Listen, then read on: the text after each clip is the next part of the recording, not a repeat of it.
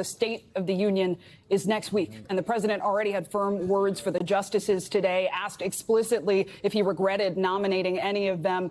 I wonder, Ryan, what is the path forward for the White House after today's ruling, especially given that affordability and the economy has been such a cornerstone of their policy here?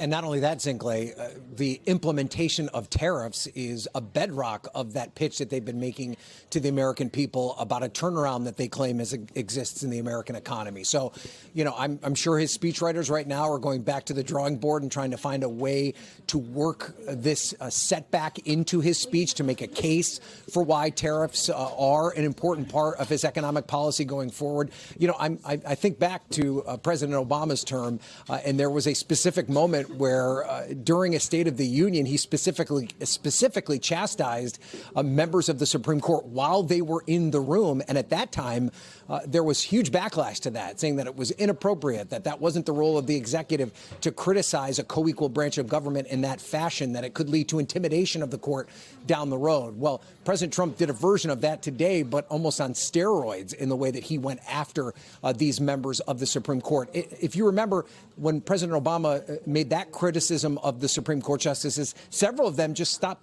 going to the State of the Union, skipping it altogether, saying it wasn't worth it. And I've been in the room for many States of the Union, and we're seeing fewer and fewer Supreme Court justices actually go and take part in it. But there will certainly be an interesting dynamic between the ones that do decide to show and the president if they decide to come next week. But at the very least, he was trying to send a message to them and perhaps lay the groundwork for future decisions as a result of this.